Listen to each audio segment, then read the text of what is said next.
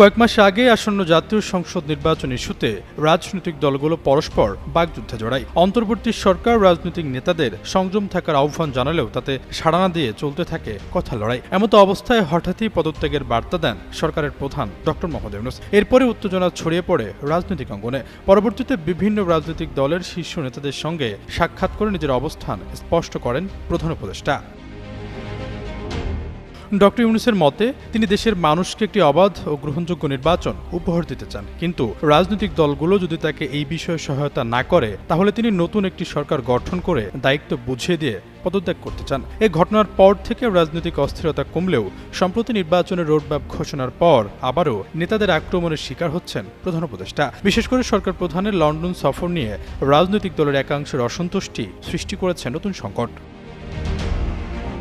এদিকে শনিবার সাংবাদিকদের সাথে আলাপকালে প্রধান নির্বাচন কমিশনার এএমএম নাসির উদ্দিন মন্তব্য করেন, এখন পর্যন্ত নির্বাচন আয়োজন নিয়ে সরকারের পক্ষ থেকে কোনো অনৈতিক চাপ আসেনি, তবে ভবিষ্যতে এমন চাপ আসলে তিনিও পদত্যাগ করবেন। সরকারের সবশেষ ঘোষণা অনুযায়ী আগামী বছরের ফেব্রুয়ারিতে অনুষ্ঠিত হবে বহুল কাঙ্ক্ষিত ত্রয়োদশ জাতীয় সংসদ নির্বাচন। এমতো অবস্থায় কয়েক মাস আগে সরকার প্রধানের পদত্যাগের হুমকি, এরপর প্রধান নির্বাচন কমিশনারের এমন বার্তা তৈরি করেছে নানামুখী আলোচনা।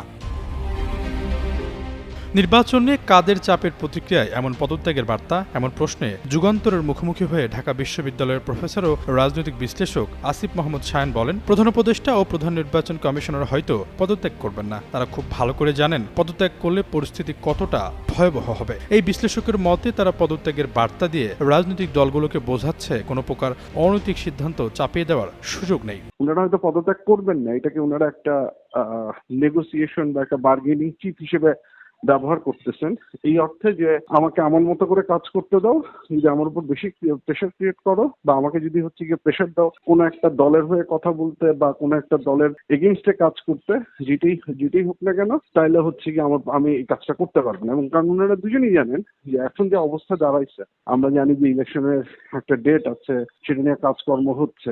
তো এই জায়গাটায় যেটা হতে পারে যে ওনারা দুজনেই জানেন যে এই ক্ষেত্রে যে শূন্যতা তৈরি হবে সেটা ক্রাইসিসটাকে আরো অনেক বেশি বাড়ায়।